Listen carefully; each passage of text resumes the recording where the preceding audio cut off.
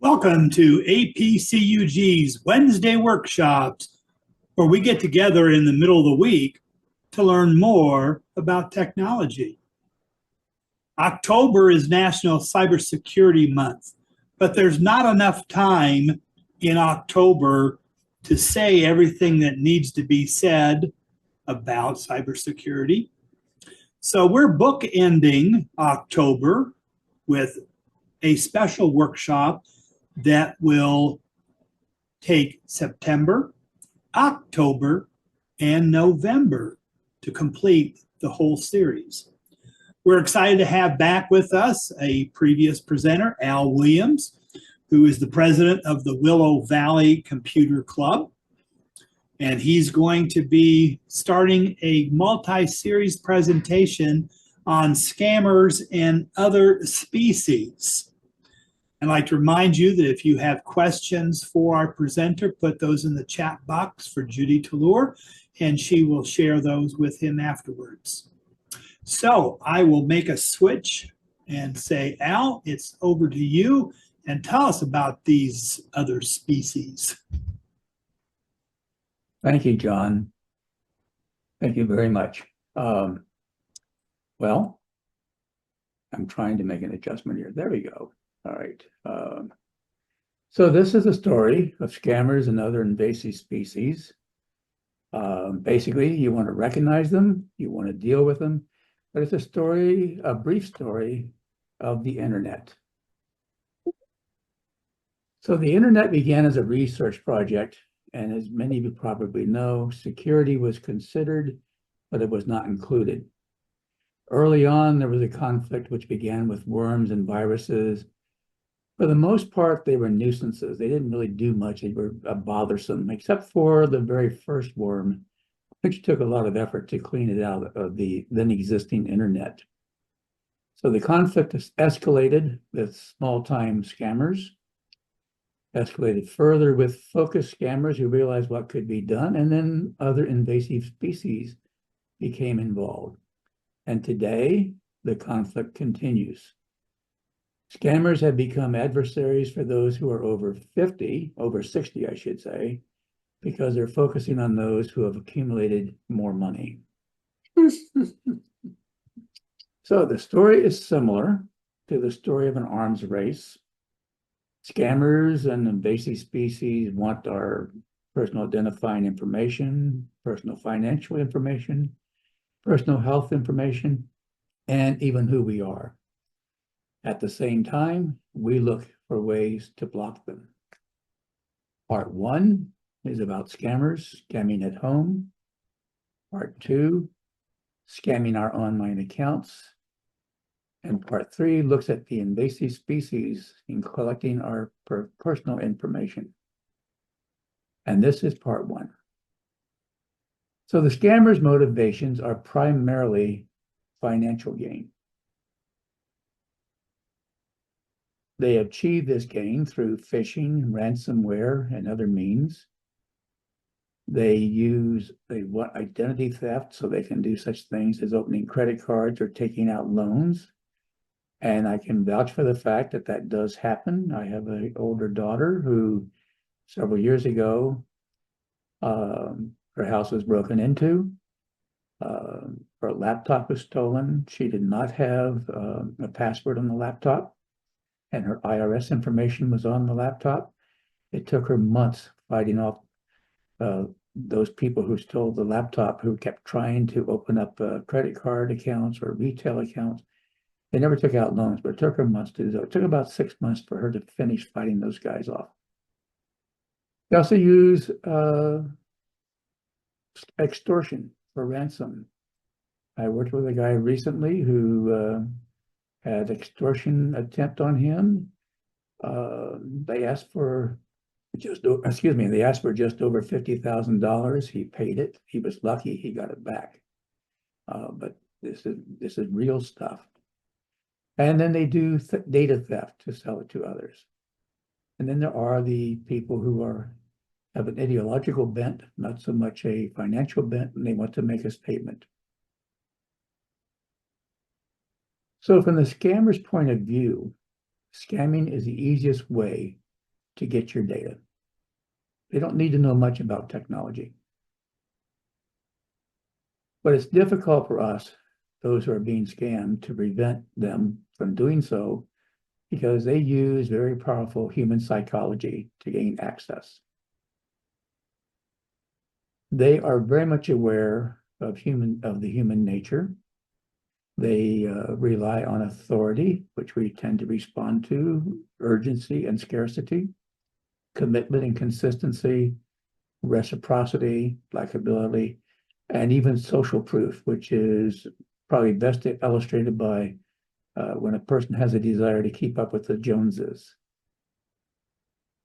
They use social engineering to pose as a trusted brand, such as Microsoft or Apple or somebody else. They may pose as a government agency. They may say we're the FBI, the CIA, NSA, whatever. They try to induce fear or a sense of urgency. They appeal to greed, and they appeal to helpfulness or curiosity. So what happens once they have access to your system, or once they talk even to giving them access to your system, their system? They will install a remote desktop access application. Once they do that, they may install a keylogger to capture what you're doing with the goal of getting user names and passwords. They may install malware, and then they will use the software that they put in to access any or all of the information that's on your computing device. So, as I said, they want username and password, they want credit card numbers, they want bank account numbers, they want social security numbers. They will use the stolen information to make purchases, apply for loans, apply for unemployment benefits, and even the first stage of a larger scale cyber attack. They try to access our data using phones, email, text messages, websites, and so far, that's it. Now, when it comes to landline phones, if you're like us, we get a lot of scam calls on our landline phones. By now, it was probable that you all know what to do, but I'm going to go through it. I work with a population that's older, and they need to hear this. So you want to use caller ID to screen callers. If you have a smart call blocker phone, you want to use it, and you never want to say yes during a phone call with a stranger. And just in case you ever hear the term phishing with a V, that's what the scam phone calls are called. It's a good idea if you have I will call them smart phones, to use the smart call block options. A popular option is to just block the number on the phone when you hear the caller ID coming through by just pressing block. Another option, a little bit more involved, and frankly, it does upset family, friends, and guests, is you tell them if you're a family, friend, or guest, press pound. And I've tried that out with some people I've worked with, and it doesn't work very well, but you may find that it helps. Or you may ask the caller to announce their name and then press pound. And you can also use with the phone an allowed list or a block list. Now, if you want to try that out, what I would suggest is you use the AT&T BL102 cordless phone. You can have one handset, two handsets. I don't know what the upper limit is, but I do know you can have at least 4 handsets. So that's one thing you can do with landline scammers. You can use a smart cordless phone. Now, for cell phones, the carriers are currently actively blocking scammers. They didn't used to do that, but they are nowadays. You can use Malwarebytes for iOS. Malwarebytes is a software app. It may be used in any country. There's also a Malwarebytes call protection for Android, but it's available only in the United Kingdom and Ireland. For email, the question really is, where do these scammers get our email addresses? And they get them mostly from data breaches. When a data breach occurs, it has a set of information in it. It almost always has an email address in it. And these data breaches, these sets of data wind up in criminal forums, and they're sold. And after a while, I think they just become like common currency and they just get handed around. But our email addresses show up as a result of these data breaches.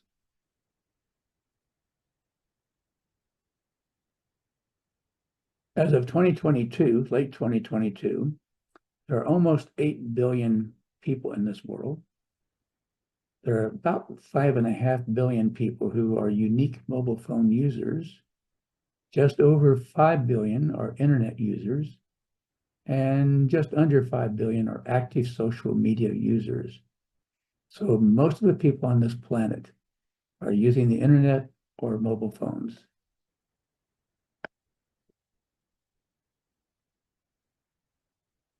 When you look at the number of unique mobile phone users, 5.5 billion, then you look at the number of pawned accounts, which as reported by Have I Been Pawned, there's 12.5 billion accounts that have been pawned. These are accounts that show up in these data breaches.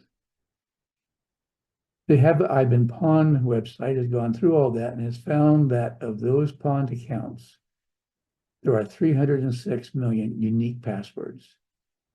So a lot of people use the same password over and over. And as the owner of that website has said, he tries to keep up with all the data that's coming out, but what he has is just a small subset of what he knows has been pawned. Pawn means that they've acquired it illegally for the most part, the information, so pawned accounts.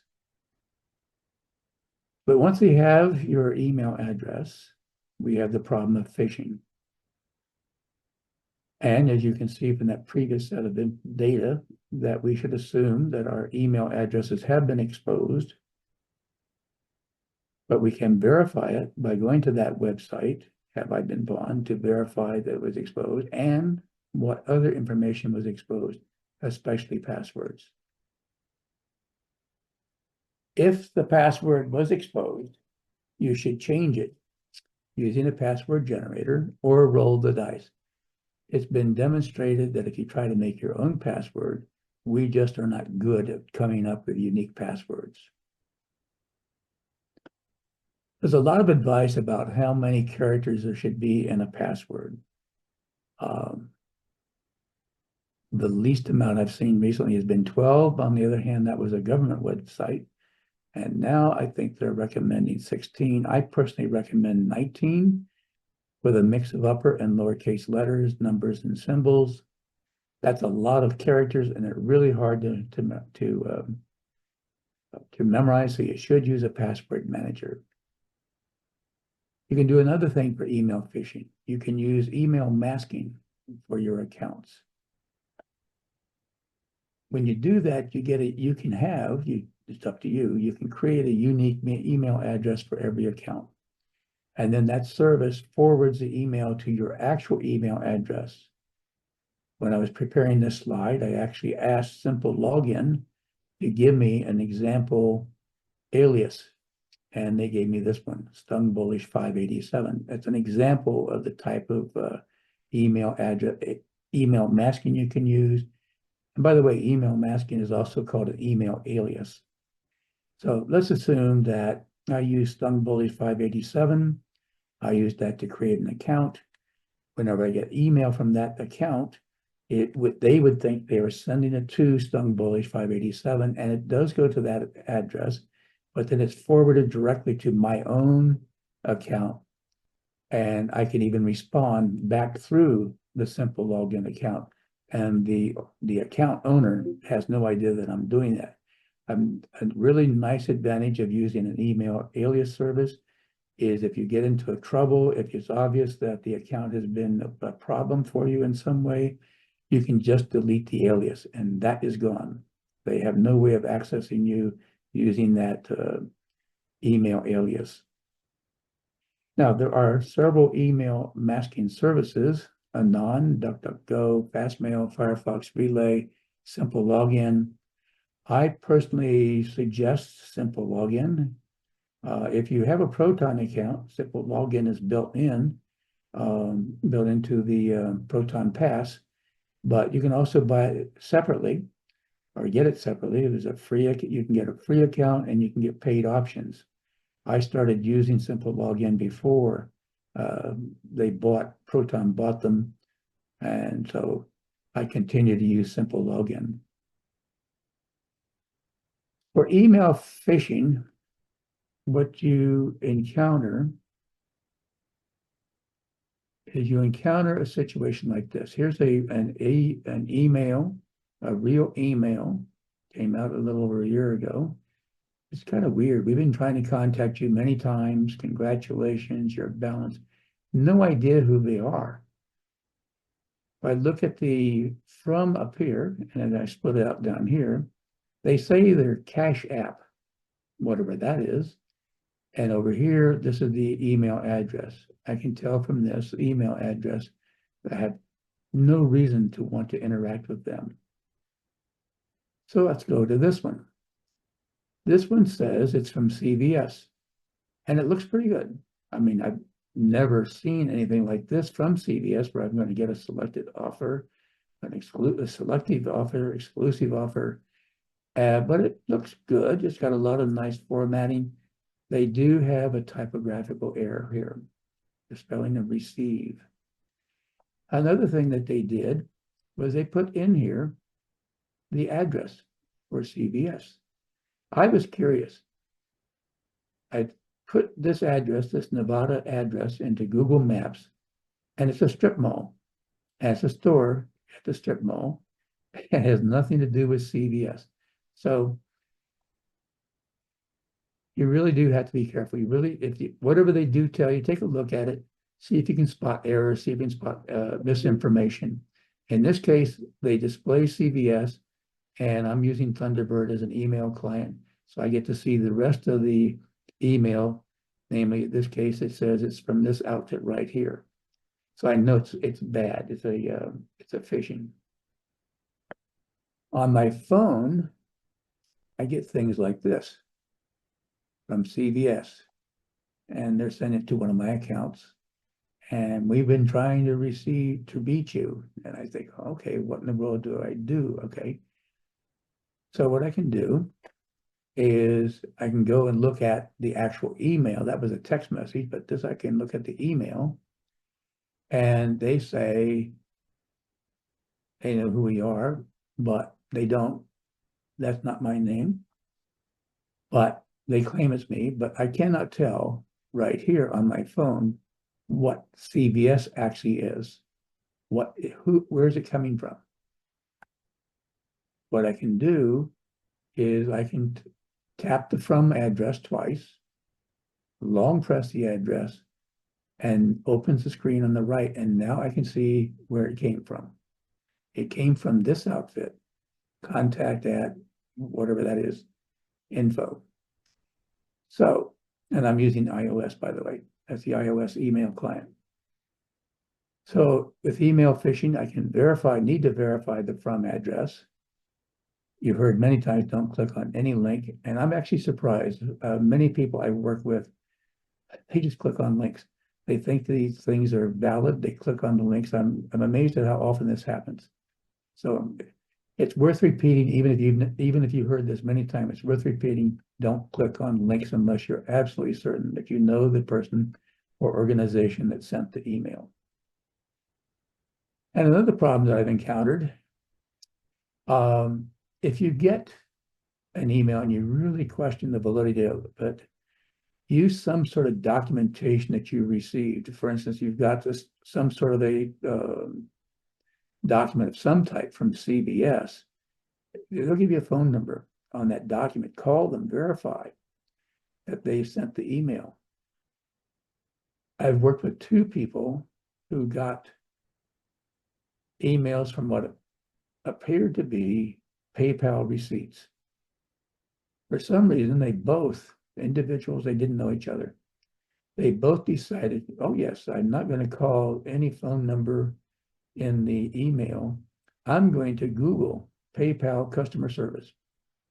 The problem was, or is, there are scammer websites that set up their websites such that if you Google PayPal customer service, they will come up. And in both cases, these individuals contacted these scammer websites using the phone numbers that the websites provided. They wound up thinking they were talking to PayPal customer service. They wound up installing software on their computers. And in both cases, we wound up reinstalling the operating system. You can also take a look at the links. You can hover the mouse over a link and show the actual link. For example, it may say it's from paypal.com, and in reality, it's from ripoff.info.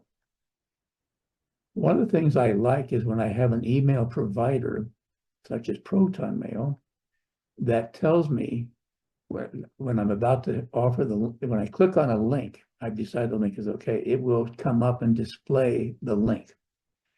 So this is a real link that happened when I clicked on a link.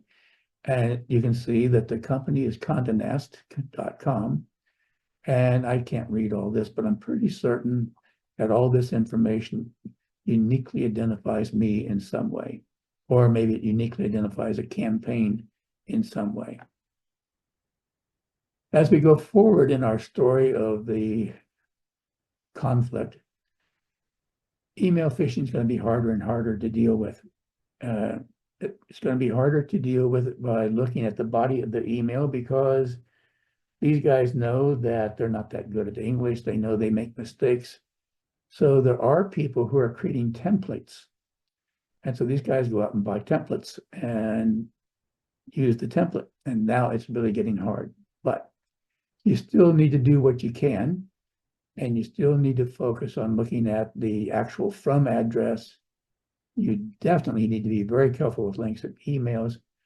And if you receive an email that's unexpected, be highly suspicious. Now, there's another thing that has to go along with phishing. It's called email tracking. And Proton has a feature where it will tell you if the email you received has any trackers in it. And Amazon loves to do tracking. And Proton will show the number of trackers. You can't see that number right there, but I doubt if you can see that number, but it says 3. So it means just 3 email trackers, and it's information about an Amazon order I placed. And you can click on the link for the email trackers, and they will display what the trackers are. And so email trackers are often included in newsletters and marketing material. It's a very small image that's included in the email. You can't even see it. It's probably like 1 pixel big. But when the email is open, that image, that linked image, is open from a source server. And that server collects information about you. So one of the things that it will track is the fact that you've opened the email. It will collect the date and time that you opened the email.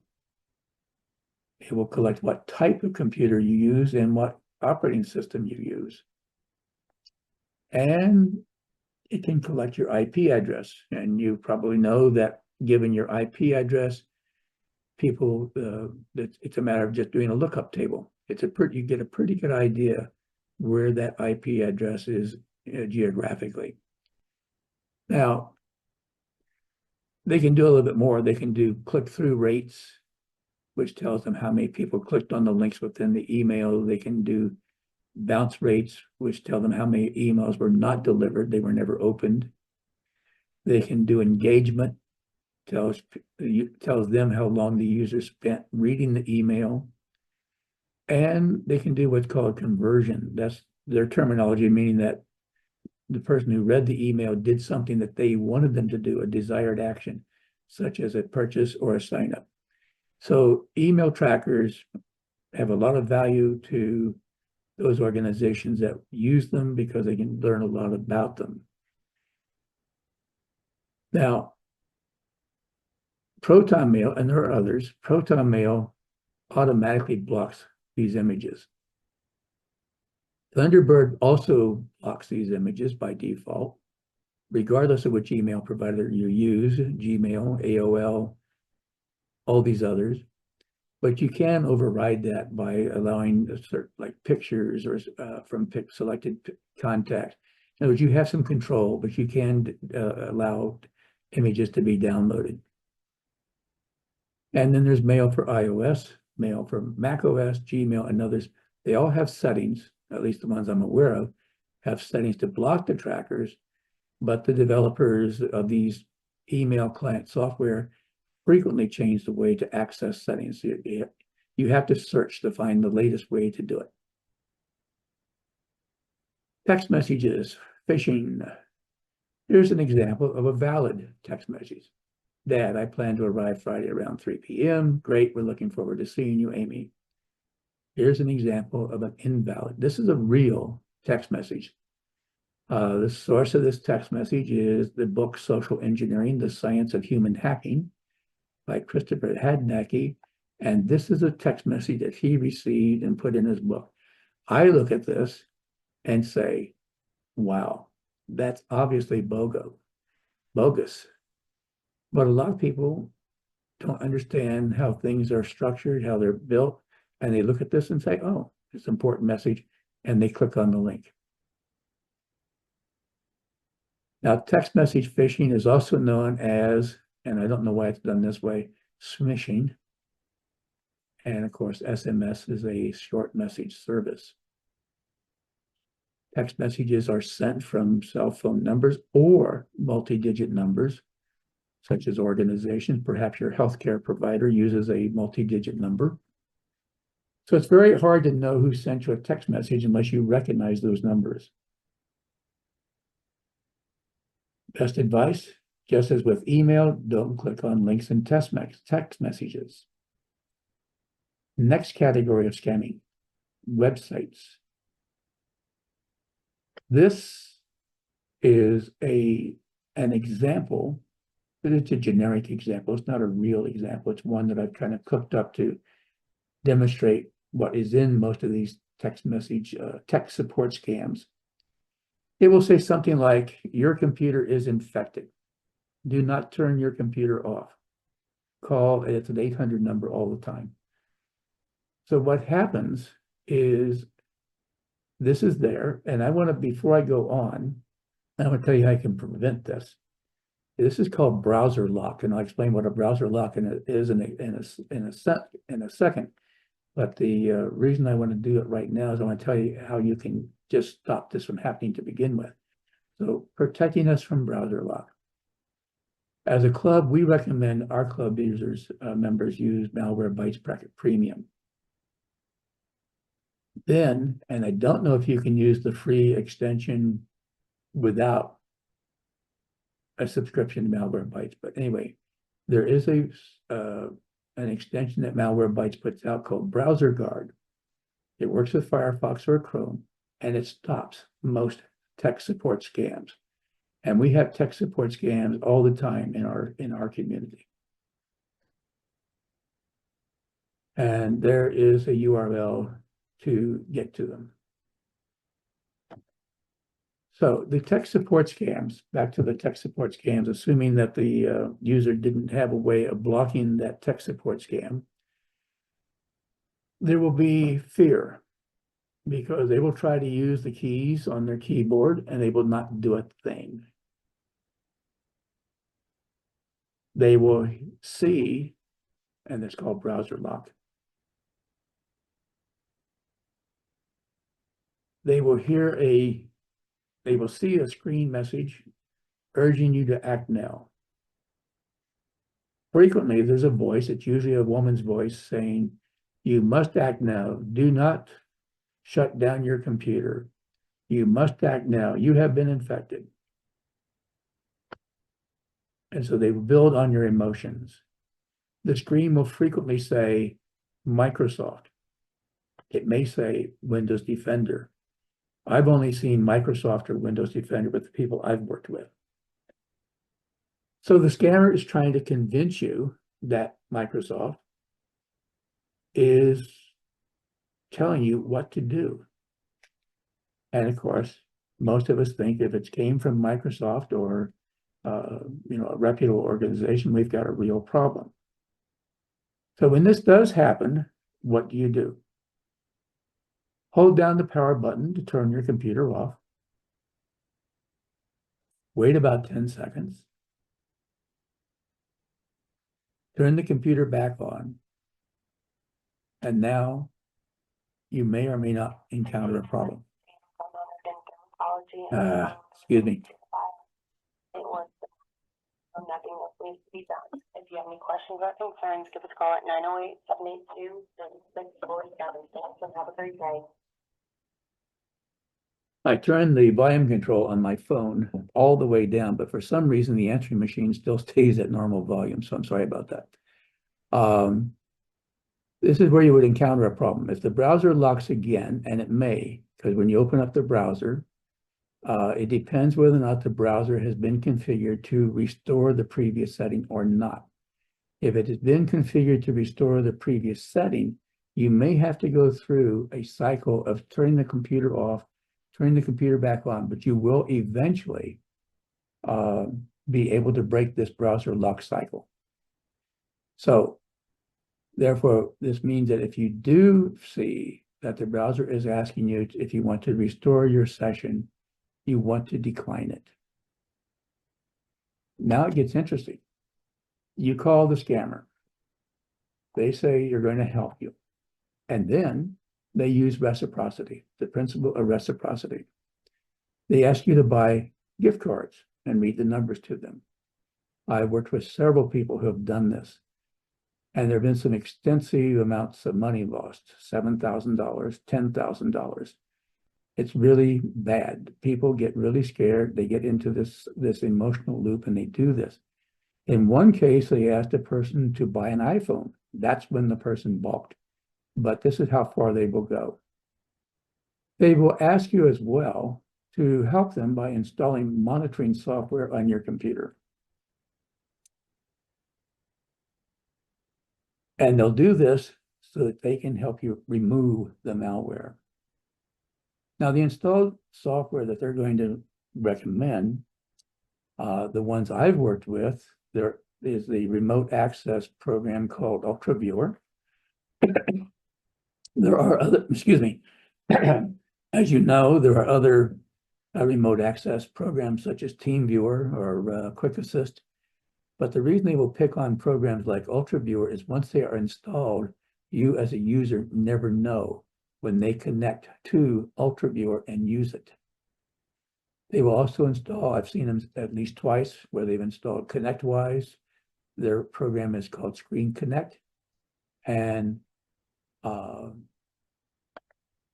when they do get you to install Screen Connect, what it will do, it has the capability of installing other software to enable sending and receiving files, changing firewall settings so that they can get in more easily, replacing system files with system files that do everything that the original file did, except they also add a backdoor access to the computer, and they will add text files, which are called scripts, which because they have instructions on how what a computer should do when the script executes.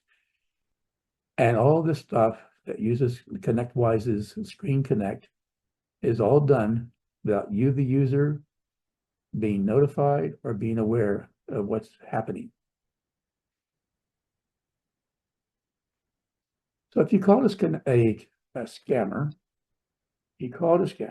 what I would suggest that you do is you download Void Tools Everything app and use it to find any downloaded executable software on that date or later. So here's an example of how it would work. I lost it. I turned, there it is.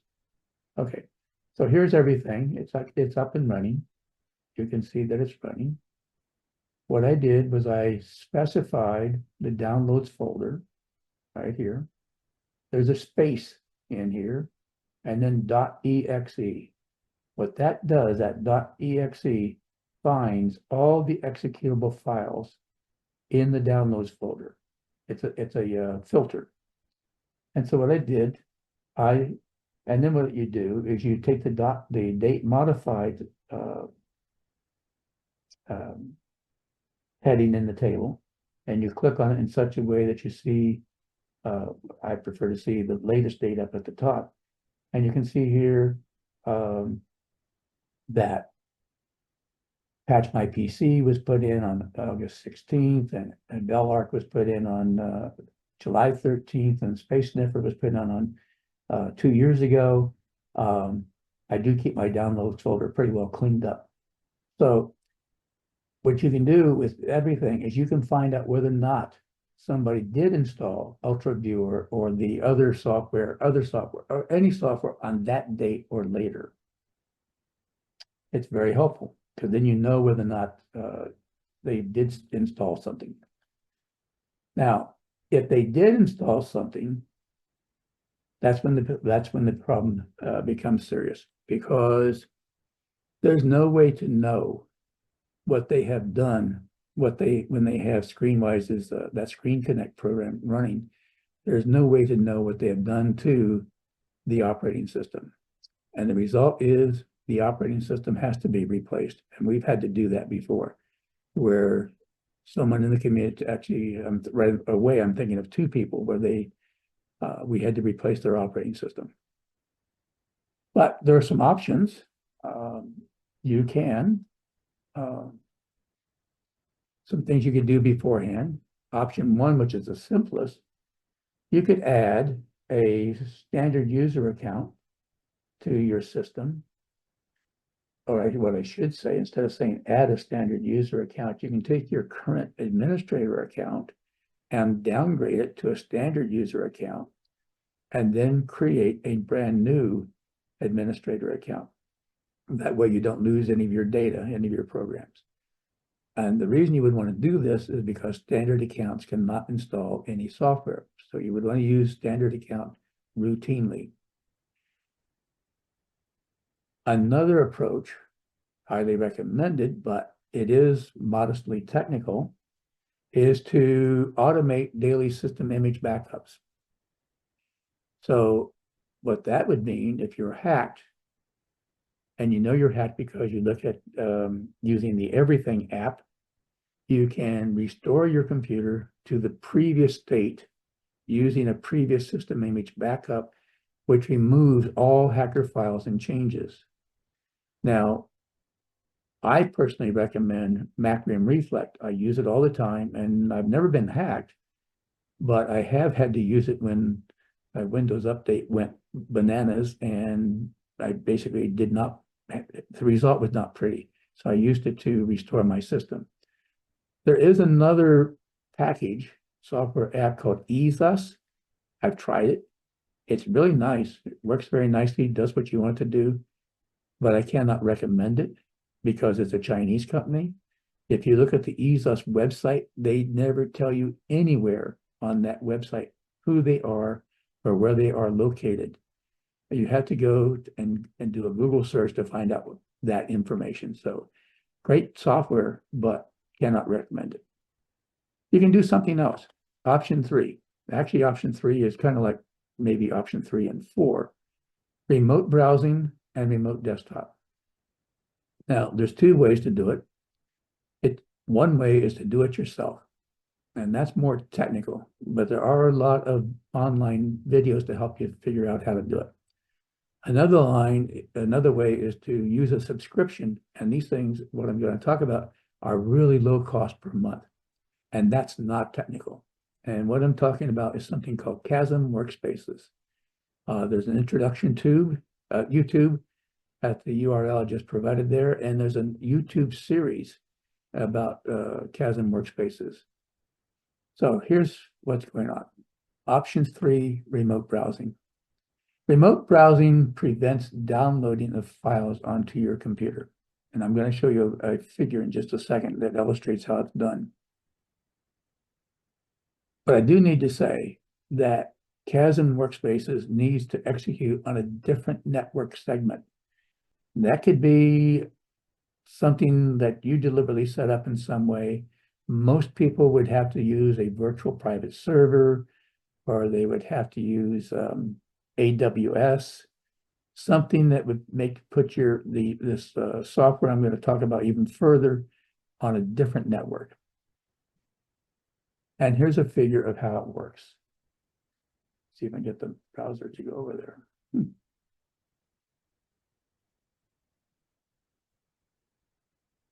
Yeah, I'm trying to use this thing and it won't let me. I'll just talk it through. If you look at the top left, you'll see a heading or a title, Internet. And it also says untrusted content. And I hope you can read it. It says malware, ads, ransomware. And then there's the legitimate websites like Facebook and Twitter and YouTube and your email. Then you have Chasm Workspaces, which provides an isolation sandbox.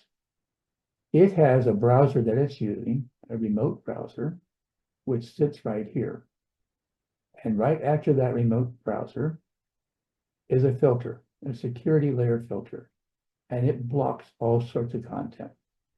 The only thing it passes through is video and sound and mouse clicks. So you're going to be able to control the browser. So what you have here is just a video rendering with sound and the ability to control this other browser, this browser right here, which is the browser you have is just rendering the video from this browser. So that's remote browsing, and that's Chasm Workspaces. And I provided some text here. I don't want to read it, but if when you get a copy of the slides, you may say, okay, this will help to explain it. Because it tells about how they do it. They're using Docker containers. Another option is to use Chasm Workspaces remote desktop. There's a remote desktop, Windows, there's a choice of Windows, Linux, Mac OS, and Android. And there are multiple Linux distributions that are available. And the remote desktop is really totally separate. But if you want to, there is an option of enabling downloading of files, which of course means that you're penetrating this protective wall, but you may want to do it anyway, just because there's some reason that you want to do it.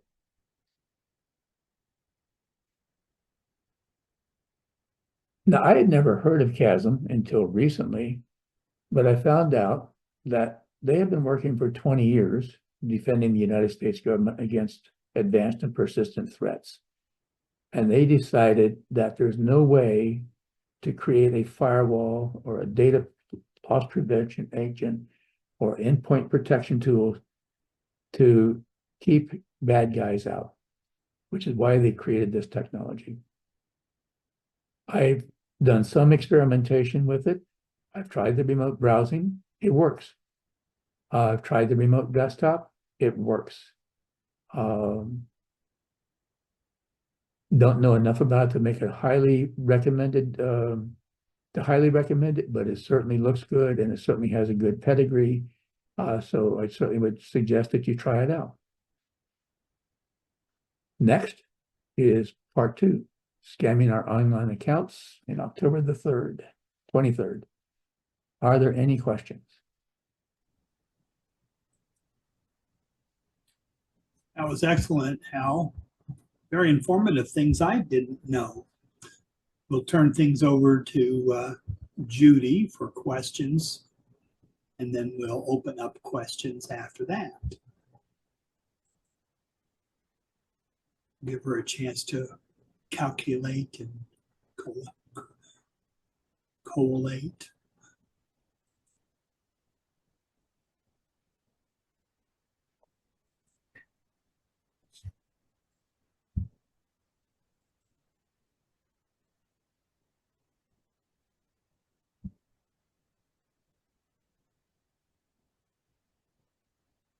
I'll ask you one while she's getting things together.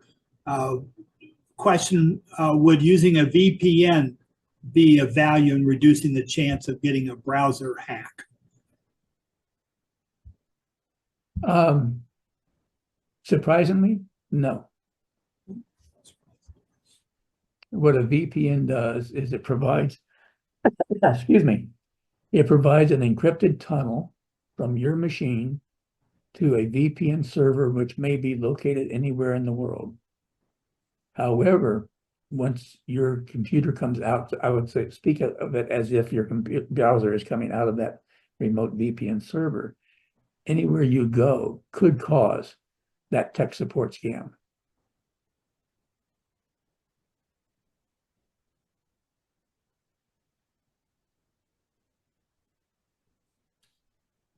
Did that answer the question, John? That was what I was thinking too. So, Yeah. Yes.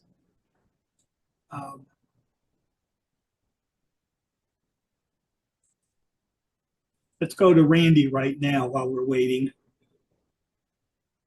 So I first want to say great discussion and information.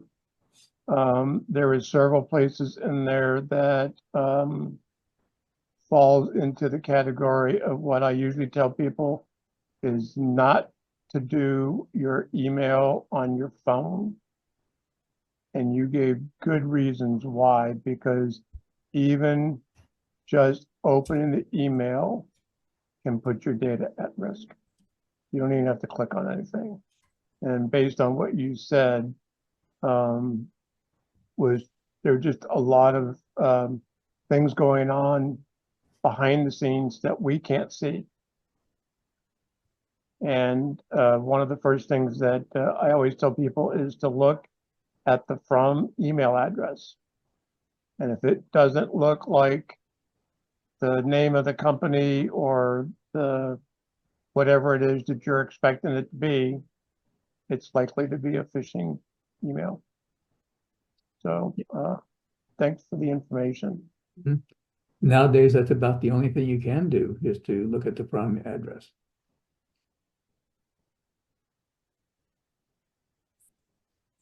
Carl.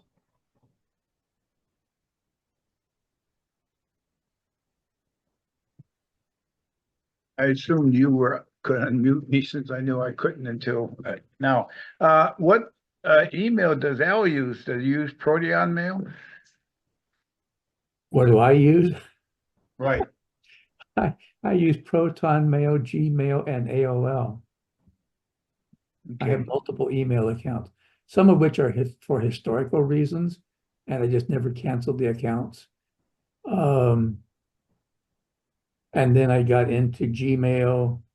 Proton Mail is, from my perspective, Proton Mail is more recent, but I think very highly of that company. I think they are doing some things really, really well. I like them for, one of the reasons I like them is I think their business model is such that they will definitely succeed. They have free accounts and paid accounts. And might as well turn on my video. They have paid accounts and free accounts, and their paid accounts pay for the cost of running the organization, and they know some people cannot afford the paid accounts, and so they make free accounts available. Sometimes they have slightly reduced services, but they have a tremendous focus on privacy and security. I think they're an excellent organization, but I still continue to use Gmail and AOL. But anytime I'm doing anything that involves personal identifying information or financial information or health information, and I want to use email, then I use Proton Mail. If it's a text message, I use Signal. Do you use masking? I think that's pretty clever, where you put a preamble for, like, I belong to several clubs, or like computer clubs. I haven't done it before, but the idea strikes me. Why not put the preamble of the club, like APCUG dot and then my email address? Well, you can, but there has to be some way for that email address to be recognized by some server somewhere and direct it to you. I signed up for simple login before Proton bought them. And I have a paid account and I have unlimited email aliases. And my practice nowadays is I use a unique email address for every account I create online. And I use a different password for everyone that's online. The last question I have is, I have been using lately for passwords is a phrase that is, you know, an nonsensical phrase rather than even using generated passwords, which you can never remember. And I'm told that a generated phrase, you know, whatever, 20 words or what letters or characters is more effective than anything else. And of course, I can remember it too. Right. Well, one of the problems is these guys who are scammers trying to break in with the passwords are really creative. And I've read that they're aware of the fact that people like to take the first letter of a word in a novel, for example, the first letter on this page or in a paragraph, and pick whatever you wish. First letter of a word and then the first letter of the next word, however you want to do it. They're aware that people try these things. And so they have ways of just considering if those are passwords. My conclusion from everything I've read is you really should use a password manager to create a password for you. And personally, I recommend passphrases. I like to use 3-word passphrases with symbols and numbers in them, because that way I've got a good chance of being able to type them in, or you know, a lot of times I do copy and paste, but if I'm forced to type them in, at least I've got a chance at typing them in without saying what in the world is the next letter. Because I've tried the other approach where you've got all these random characters, and it really gets difficult when you have a lot of them to remember which one was the last one you typed in. So I recommend the passphrases. I think you'll find it's a lot easier to work with and just as safe as the passphrases. So passphrases is like a random generator of phrases. Yes, password. I recommend Bitwarden. I know there's other password managers as well. I recommend Bitwarden. I think Proton Pass is going to be a really good one once they mature. And if you go inside the password manager, you'll find a section where it will create password and even usernames for you. I just use simple login to create the usernames. Thank you. I might just add, you know, in terms of email, most people know that I'm a real Proton bug, but I have other emails only for being able to go in when somebody's having a problem with their Gmail, their Outlook mail, the Yahoo mail. I can go into mine and see what the screen is looking like or whatever, just to be able to help them out, but do it that way.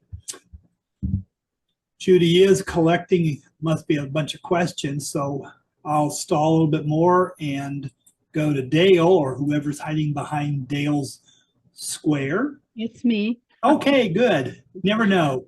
Yeah. I wanted to know, so many people are doing texts now, and how can you protect your texts? And I seem to be getting a lot of advertisement texts during this season. Let's put it that way. And so I was just curious because most of the younger people text, and that's the only way you can get a hold of them. That's correct. That's a favorite way. What you can do when you see a text that you don't like, and I'm not certain what you do on an Android phone, it should be very similar to an iPhone. But with an iPhone, you can take the text message and put your finger on it and swipe left. And then you have an option of reporting that text as, I think they call it junk. but you can report the text. If you think it's a really, maybe you just don't want to get a text message from that organization and they're not junk, you just swipe left and delete. But if it's like a scammer or somebody, then you have an option of saying report junk. And in theory, at least, that will eventually result in that organization being blocked.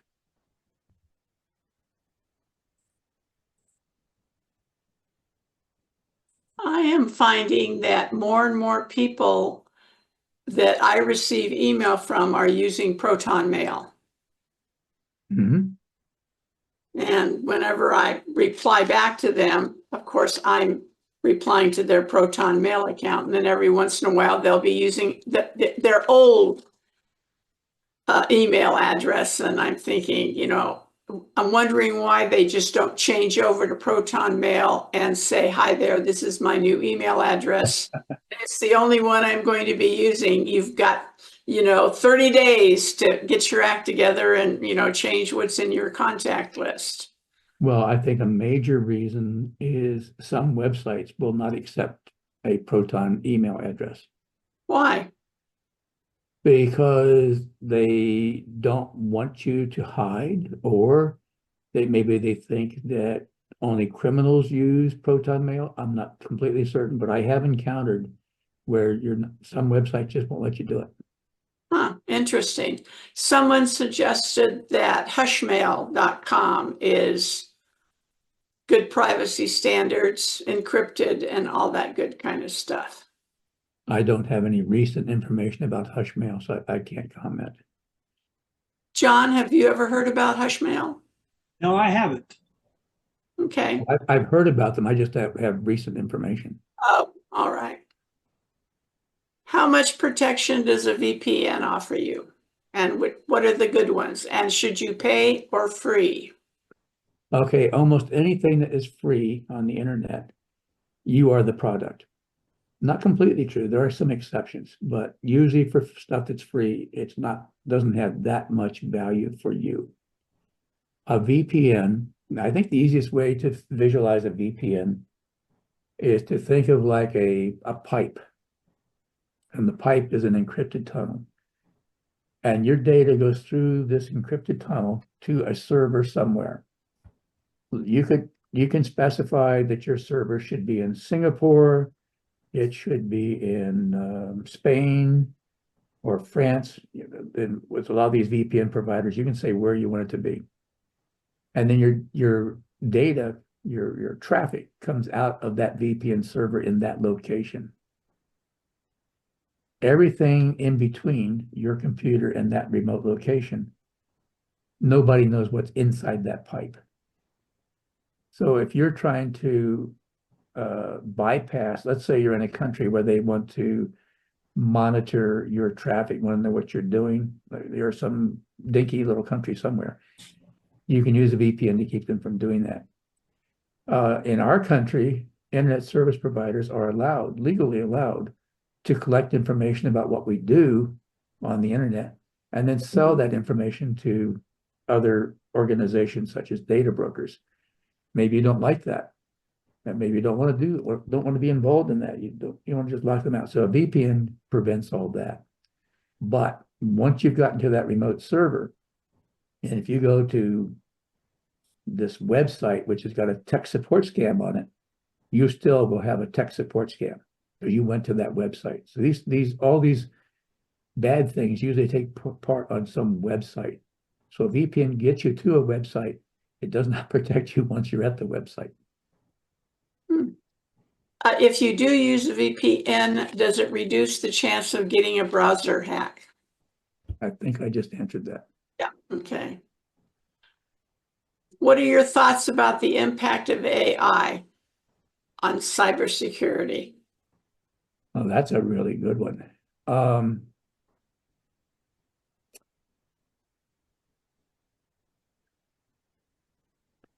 Okay, I do a lot of reading. About hackers and cybersecurity and all that. And what I'm reading is that some hackers have figured out how to start using AI to overcome their lack of knowledge about how to attack so that they can become better hackers. So that's one of the features of AI that's of a concern. Now, there's more legitimate uses, like using AI to be a better software developer because it gives you ideas about, how to use this algorithm, or, you ask a question and it comes up with ideas. But when it comes to cybersecurity, that's a big concern right there, so far as I'm concerned. The other concern I have is AI, by definition, collects mountains and mountains of data. And our data is in there. And so AI can find out who we are, organizations we're members of, our religious beliefs, all sorts of stuff about us, and present it in a coherent way to whoever's using it. So that's another concern. I brought up at the LA FBI Senior Scams Working Group meetings I attend the question, what is AI doing? And all of a sudden 2 or 3 people were, talking about it, and they say the scams have gone up an incredible amount in numbers. And I asked specifically about the title deed theft fraud, and they said that's going, so much more than it was before, and it's all due to what the bad guys can do with AI.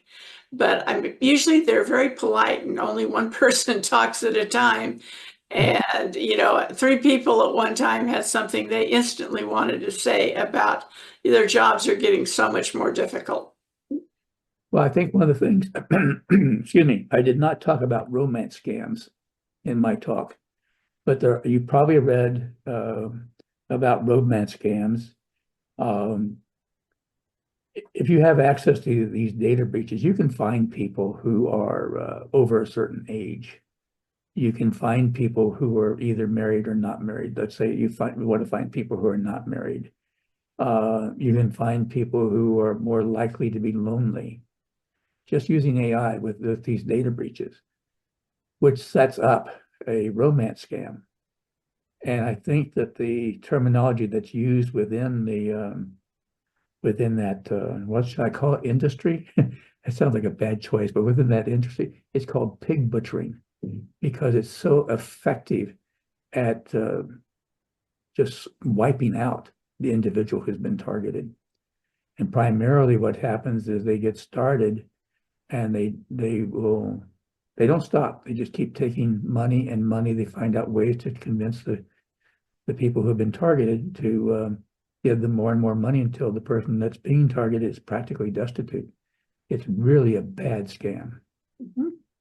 And it's the unfortunate part of the romance scams is even when it's proven that the person is a bad guy, they don't believe it. And they keep waiting for something to happen that surely he or she is going to return at some time and everything is going to work out wonderfully. And so they have to keep track of these people so they don't fall into the trap again. And yes, I totally believe it. And that's back to the first part of my presentation about the human engineering. If anybody would like to know more about this, I really would recommend that book. I have a copy right here.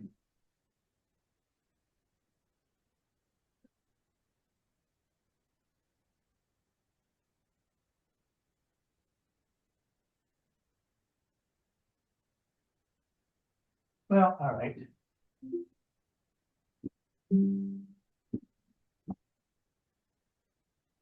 Actually, there's 2 books. They're depends upon your reading style, what you like to read, but Social Engineering by Christopher Hagnaghi. It's a Wiley book. I found it very interesting.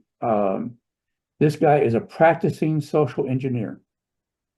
And he talks about how he would do things to even penetrate physical facilities that have security around them and how he would get in.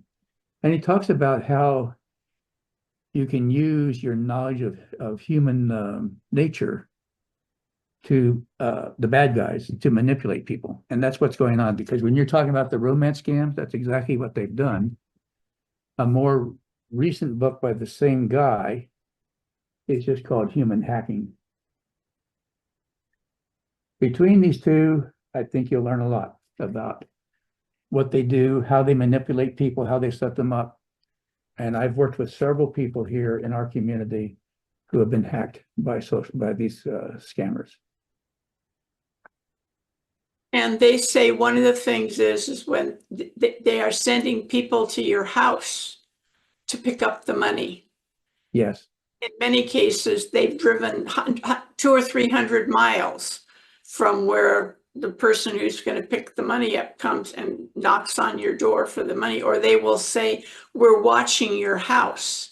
And they actually are, because they have found out your address and they're using Google Maps, find a house, and they might be standing in front of the greenhouse, and they will tell the person who has got the money ready to go however they want it. They do have a greenhouse on their block, and these bad guys are standing in it and things like this. It's absolutely amazing what's going on. And those guys are called mules. Now, there's another, which I think will help. There's another story I can tell you about someone in our community. Actually, I mentioned earlier the extortion approach. They were scammed by an organization that the Department of Homeland Security was aware of. And so the FBI was involved. And I'm not certain if anybody else was involved, but the FBI was definitely involved. And the scammers installed software inside this guy's computer. And he wound up writing a very sizable check and having it sent to the West Coast. And he was visited. The first clue was all of a sudden 2 guys showed up at his door, knocking on his door. They were local law enforcement. And I said to him, did you ask for their IDs? He didn't, but it was, it was legit as it turned out. And they were, and I think I understand now how they do it. They know that if they call somebody that's been scammed, I'm talking about law enforcement. If they call somebody that's been scammed, that guy should legitimately be very wary. But if you send local law enforcement, then you can establish that, there's something's going on, we're going to help you, And the FBI showed up and they took a forensic image of his computer. And the government was able to stop that check before it wound up at its destination. So he got his money back, but he was a lucky guy. And if you or somebody who is doing a favor for a friend and depositing money in a new account they put together, and it turns out they are a money mule and not realizing it because they're doing this for a friend of a friend, and they will go to jail. They really don't care how old you are, and they don't care that you say, I'm just doing it for a friend. You will go to jail as a money mule, which is doubly sad for older people. We do have a comment, watch out for the IRS scams that will be coming up soon. We didn't have to worry about this stuff back in the day. That's right. This comment says, I'm 76 years old and I regularly receive Facebook requests from young, attractive women he doesn't know. And they probably are not young and attractive. Yeah, I know. And he says that's probably the beginning of the romance scam. So I delete It could be. And it is one of the vectors is Facebook. But it could be any social media. Yeah. Carl, your question. Unmute here. Okay. I've been receiving from on my text messages from the United States Postal Service. And they're, it's a scam. And it's saying that they can't deliver my package until I, contact this number and what have you. Mhm. And the first few times I did it, Al, I just went to spam. So my first question, and well, I'm gonna ask two questions, but I'll answer them later. What happens when it goes to spam? Number one. But I'm still getting the similar, United States Postal Service, same kind of thing. Your package can't be delivered till you do da da. So I went to my local post office, which Troy is pretty big. It's not as big as the one in Detroit, but it's a major post office. And I tried to talk to this postal inspector. I had my phone. They said, here's 3 examples. And so the gal wouldn't talk to him. She said, he's too busy right now. He'll call you. What's your phone number? Well, I never got a call. So I'm thinking, well, they probably get so many, like that they, I mean, it's pointless to even try to, what are they going to do, first of all? But I thought maybe they could track it but I don't know. Is it just so overwhelming they're not interested? Those are my 2 points. The first one, what happens to spam when it goes to spam? Well, when it goes to spam, ideally, it just sits there until you delete it.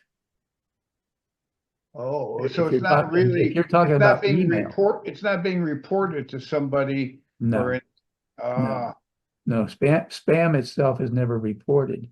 It just sits there. But if you are getting a text message and you do a swipe to the left on my iPhone, you get a chance to say report as junk, which I translate as report as spam or whatever. And in theory, Apple will, after a period of time, they will do something about that particular source address. But when I say source address, it's a lot of times it's a phone number or it's a 6-digit number or something. There is a website, and I wrote about it in a newsletter. It's a federal website that you can go to and report your scam, and it will tell you which of the federal agencies you should take that scam to. I don't know, Judy, do you have that website handy? Because I can find it. It just takes me a few minutes.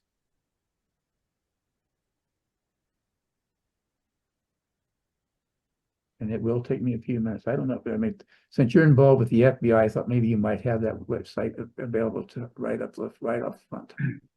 The FTC. No, it's not the FTC. The FTC is the one to you in general. It is our Federal Trade Commission.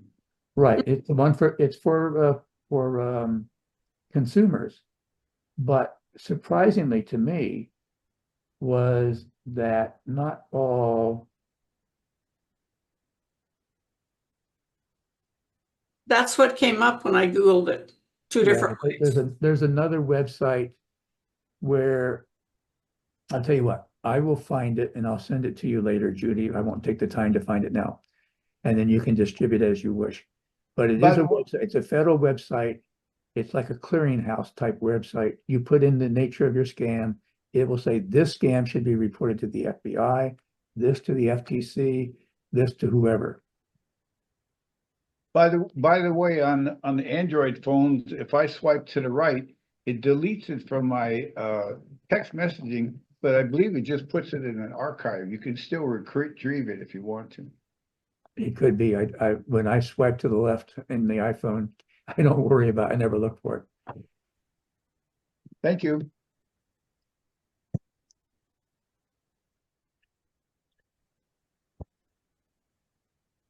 I was out. Murray, your question, my dear. Yes, sir. I was looking for all the chats that people were going to be posting that had links, and I don't see any of them. I can't see any chats except the one that I put in. Okay. Right, they come to us and Judy sends them out in the follow-up. Okay, and then the other thing is with VPNs, I find that any of the ones that I've tried, there are too many websites that don't work when I'm using the VPN. It's a real pain. But anyway, that's just a comment. And of course, another one of the scams, probably you covered it and I missed it, is the one where they will take your photograph if it's on the net, which will be somewhere almost certainly, and put it on a body in a porno movie or something like that. That's another one another scam. Yes, that's called a sextortion. It is a scam. As to VPNs, even though there are hundreds and hundreds of servers, VPN servers, there is a finite list. And somebody who's willing to take the time can find the IP address for each one of those servers. And if they wish, they can use that to block a person using a VPN to access their website. So that's what's going on there, Murray. That's how they do it.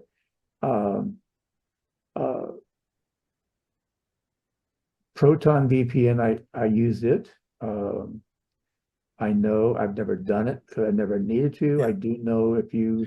Well, the Proton VPN for me, the problem is that with the free version, it's really, really, really hard to get a site in North America. It keeps giving you one in Holland. That's usually the first choice.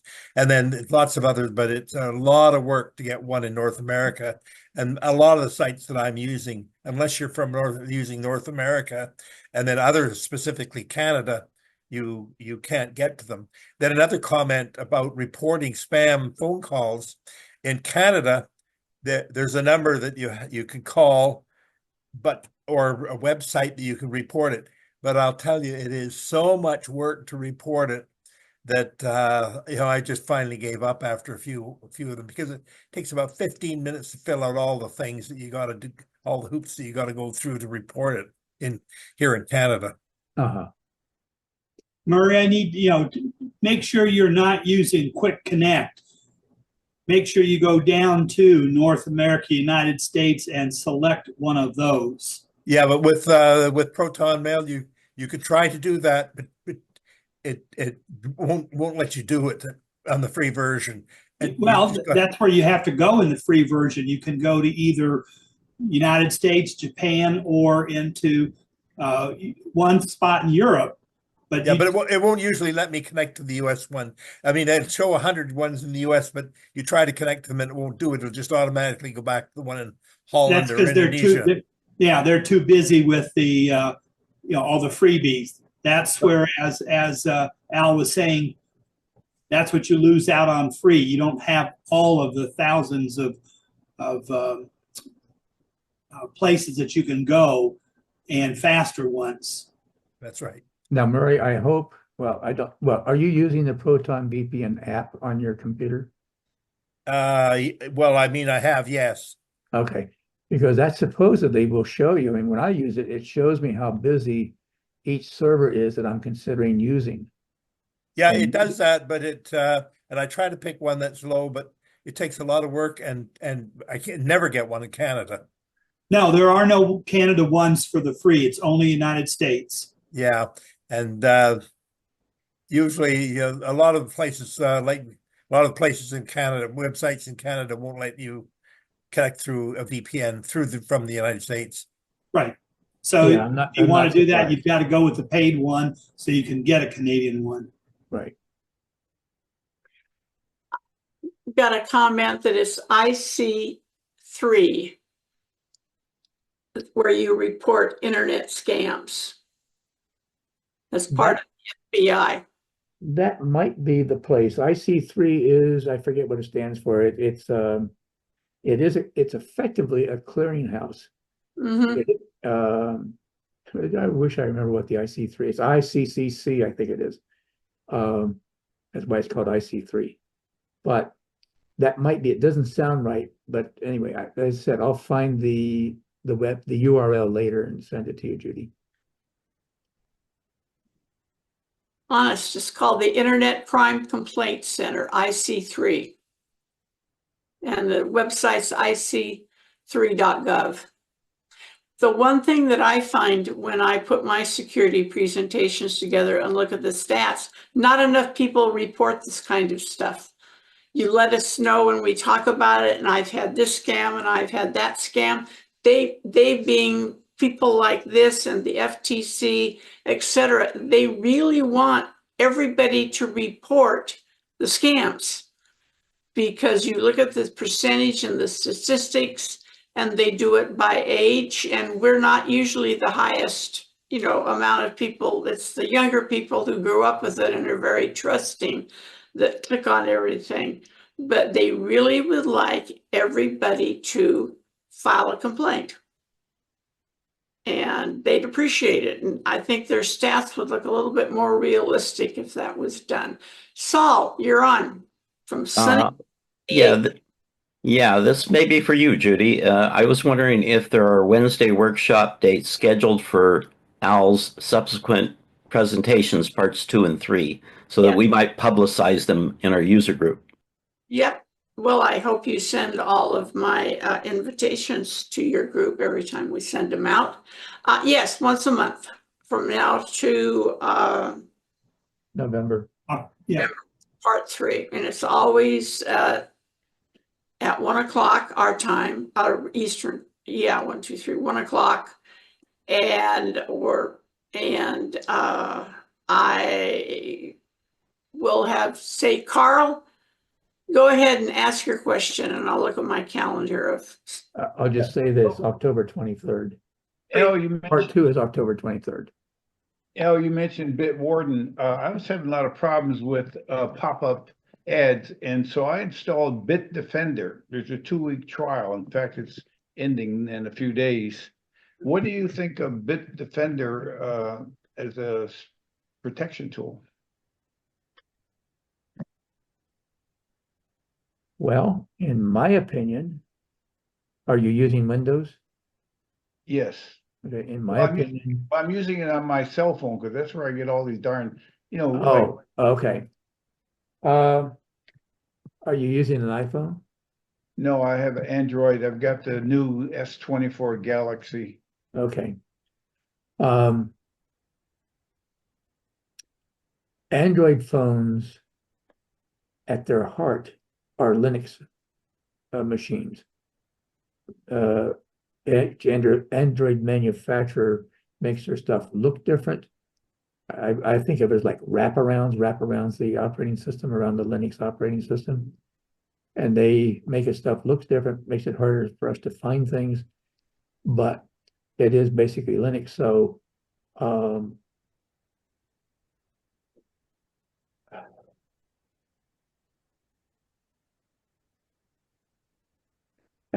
you're not going to like what I do think an iPhone by itself is more secure than an Android phone.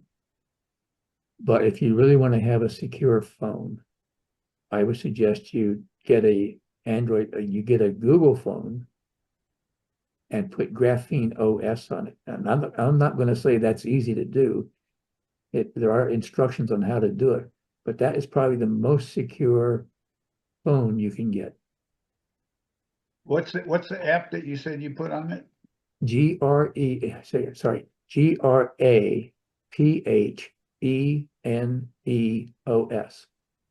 Graphene operating system. Okay. But you want to read up about it before you start. You want to make certain Well, that you know what you do. You make certain that you've got good instructions. There is a book called Extreme Privacy that gives you the instructions. But you said it had to be on a Google phone? Yep. That operating system only runs on Google phones. And the reason is, believe it or not, Google phones have an excellent hardware reputation. So you're talking about a Pixel? A Pixel phone, yes.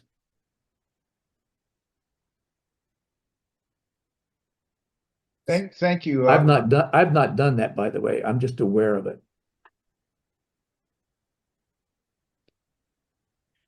So you really didn't comment on Bitdefender. I'm using it to try to stop pop-ups. Oh, that's right, I didn't.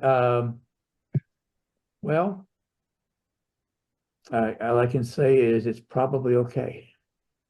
Because I don't really know. If you would, Well, that's an honest answer, and I appreciate that. Thank you very much. Okay. that's way cool. Our presenter from the National Cybersecurity Agency, when asked which password manager you should use, recommended looking at the Consumer Report reviews or Tom's Guide. So you might want to check both of those places and see if they recommend anything that might work for you. I tend to go by the advice of people who are involved in cybersecurity. That's why I recommend it, Warden. Bob, Well, I was warned about Hello. not using malware bytes for pop-up ads, that malware bytes has been compromised. What do you know about that? Malware bytes has been compromised. yeah, that's the same question from me. I've never heard that. I've never heard that they were compromised. Let me just make a comment, if I may. I actually do recommend that you use malware bytes and Windows Defender at the same time. But if you do that, you've got to go into malware bytes and tell it not to register. And it only works with the paid version, by the way. Tell it not to register so that malware bytes and Windows Defender can run side by side. Now, why do I recommend that? Because Windows Defender, it uses a pattern signature approach. It looks at what it thinks is a malware and it compares it to a signature, and then it uses wildcards to allow for variance. Whereas malware bytes use a heuristic approach. What I'm getting at is they have two different ways of trying to find malware. And that's why I recommend both of them side by side. That's what I use. And darn it, Malwarebytes had a problem on my birthday, February 19th, 2024. And before that, it was 2014. So What's the nature of the problem? And who's reporting it? let's see, Malwarebytes forum. I don't know. I haven't heard this. I do know a lot of times that there are cybersecurity researchers who will report that they found a problem and they make it sound, but when you find out what it's about, it's a nuance. It really has no impact on the working of the product. It really has no impact on the users of the product. It's just something they found, which might happen once in a million years or never happen at all. They just misunderstood the problem. That's the reason I was asking what the source was. One of the forum people said it was an old computer, and the suggestion was to reformat everything and install Windows again. So who knows? Anyway, Bob, you have a question. Unmute, please. Hello, I'm here. There. Can you hear me? Yeah, absolutely. Okay, I have a cousin who is 90 years old and she got scammed out of $70,000. She got a letter from some woman in Portugal that said she was going to die and she wanted to leave my cousin $4.8 million, and all she had to do was pay the taxes. My cousin willfully paid the $70,000 and never heard from them again. And forgive me if this was covered already, but what would be the best agency to report this crime to? Would it be the police, the FBI, the Attorney General, or what? Okay, so first of all, you should report it to your local law enforcement. Now, in theory, you don't have to do anything further with your state or commonwealth that you're in terms of that law enforcement. Then you should report it to, we were talking about your federal government, whether you're in Canada or not. I don't know what it would be in Canada. And the IC3 website, I looked it up. They do have file a complaint. It's actually an FBI website. I'm still going to try to find that. It may be the one that you're talking about there, Judy. It may be the IC3. It doesn't quite ring the right bell. Next thing is, and this depends upon the individual, some people are distressed emotionally by the experience of a scam, and some are not. And so they may want to talk with somebody, a counselor, just to help them through it. I'm thinking about a person I've worked with. She is really hyper scared now. And well, I should mention something. The victim here, my cousin, does not want to cooperate. We have been trying to prod her to report it, and she doesn't want to report it. She wants nothing to do with it. So one of us has to report it for her. So, I mean, she's not going to submit to any kind of counseling or anything like that. Well, if she won't do that, she probably won't respond to any law enforcement queries or any federal inquiries. Does that mean she's out of luck? Well, yeah, if If she won't respond, I don't know how in the world she would get anything back. How did she pay that money? You know, I'm not sure. Could have just sent a check or something. She doesn't have a computer. She doesn't have a cell phone. She's not electronically savvy in any way. So and she got it, and you did say she got it in the mail? got what in the mail? A letter in the mail? Yes. Then it's post office. You need to report it to the USPS. Okay. Yes, I agree. In that case, you want to take that letter and the envelope, hopefully, to the post office. And you may have to dig to find the right person to talk to. Okay, that's good advice. And will she talk to you about it? Not very much. Because what I tell everybody, and my suggestion is create a script. So when you talk to your local police department and you talk to the next level up in the government, you are saying the same thing and you're not leaving anything out.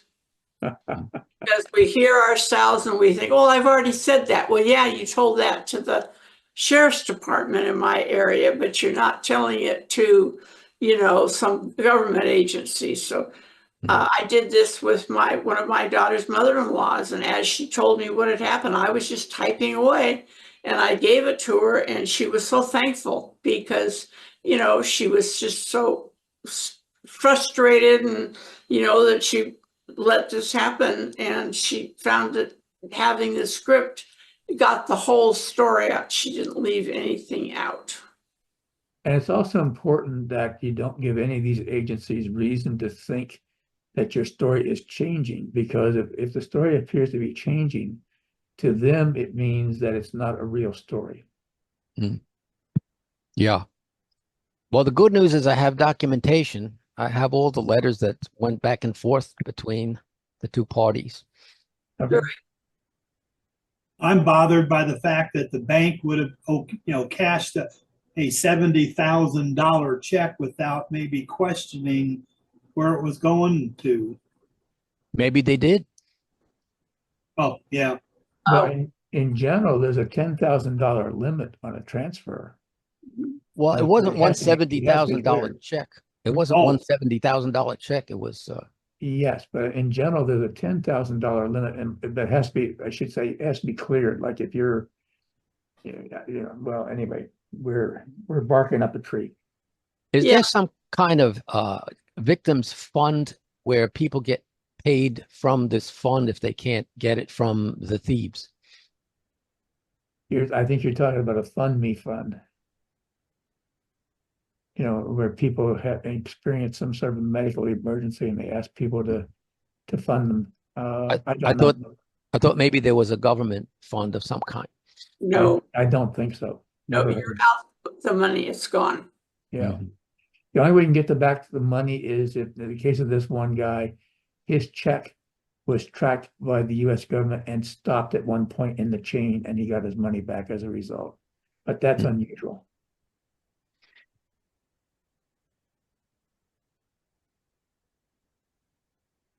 If my cousin ends up cooperating in the end, what are her chances of getting paid back? I would say the money's gone. Yeah. Yeah. Agreed.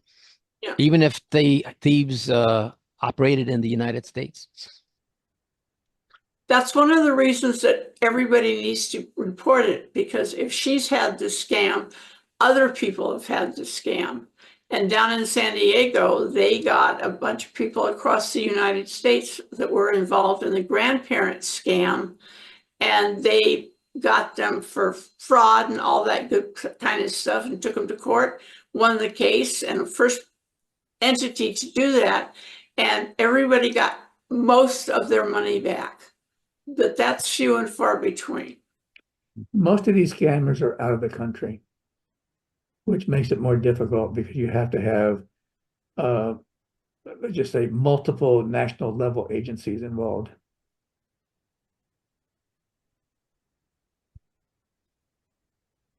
All right, thanks for your advice.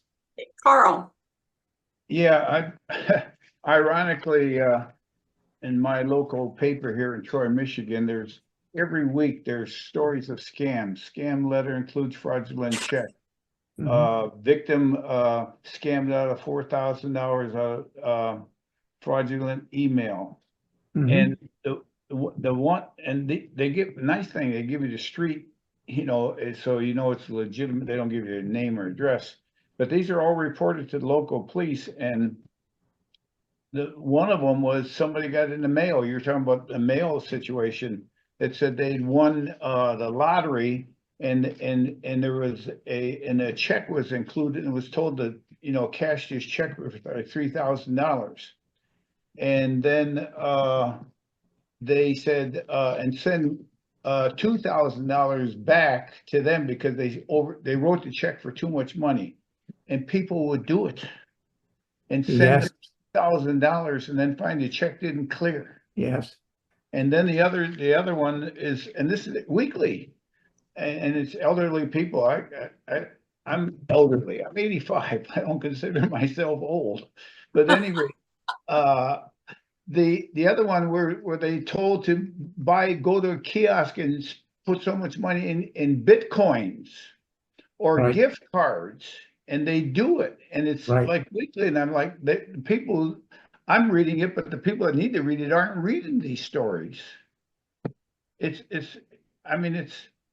It works, so if it works, it's going to continue. It works, and a lot of people are either not aware of what's going on. I don't know how in the world that could not be the case, but they could not be aware. And I think a lot of people think it won't happen to me. There are some people I've encountered who effectively don't believe, by their attitudes and their statements, they really do not believe it could happen to them. But from what I've seen, this sort of stuff can happen to anybody. You just have to be on your guard. and I think it's ours as tech people that listen to things like this and know about stuff like this to talk to our relatives and our friends about it. And, somebody could write up a few short tips on don't fall for the scam or blah, blah, blah. And I push next door. Next door gets to a younger population instead of just all seniors, and just points on important things. I put stuff like that through my next door all the time, and I'll get up to 1,000 views. And it's no big deal for me because I've got the information at my fingertips. And that way you can push it out, and you copy and paste after you've created it, paste it in, and click go, and zoom, you're done. And like I say, we know what we should do and what everybody should do, and we need to reach out and spread the word. Well, I work with a lot of people, or I see a lot of people, know a lot of people, and a lot of them really think, it's never going to happen to me. So it doesn't, I think you're doing what you should do. I think it's the right thing to do, but I also know a lot of them won't pay any attention. Well, we know that there are a lot of people that didn't care because we didn't have hundreds and hundreds of people across the country, members of our member groups, attending today. I had 263 people register. Where are they? And why? How many registered? 263. 363? 2. Oh, 2. Oh. And how many showed up? What did we have? 124 or so was the most.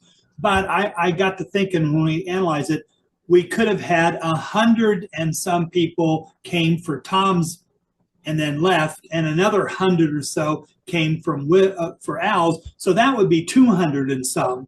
but most of the time people stay for the whole thing. And only a few people come and go, but that's still, out of the number of groups that we have, we barely have more than one person from a group that attends a workshop. And you figure the email went out to 1,700 people. And I truly don't understand it. Well, your email that you sent out, I forwarded a subset of it, the stuff of not letting them unsubscribe me. It went out to 933 people. Oh, And I know that 3 showed up, and there may be more. Oh, many, more than 3 registered. You had more people from your group register than the other groups. Okay. But yeah, blown in the wind here. well, I'd like to thank Tom for sharing with us about Clip Chip. And hopefully some people will get their video editing started up. And I definitely thank Al, and we'll be thanking him again in October 20th. October and November. Gerald, you can't figure out how to push the raise hand button because we always can't see a hand raised. I'm unmuted. So yeah, I'm not that familiar with that, and I'm trying to look. All I wanted to ask is if L. Williams would show that second book so I could take a screenshot. Oops, gotta do this. There we go. Thank you very much. Oops. Gil, one last. Yeah, Judy, I was in and out because I had a workman here working on something. I had to get to him. I understand that. I ran across a website, reportfraud.ftc.gov, Federal Trade Commission. They, I've heard that some of the stories that they put out that they do follow up on these type of international frauds. Yeah. At least you're getting to somebody in the federal government. I used to recommend the FTC as a source until I found out there was a clearinghouse. But anyway. No follow-up. Oh, most of them don't follow up. Jack, you're our very last question. Unmute, please. Yeah. Oh, you muted yourself. Okay, I'm sorry. Very short question. I've been having trouble migrating a Yahoo account to a Yahoo Mail account to iCloud. I want to start using iCloud, and I want to migrate my Yahoo Mail to that. The instructions I got online did not seem to apply to me. I guess I have an older Yahoo Mail system.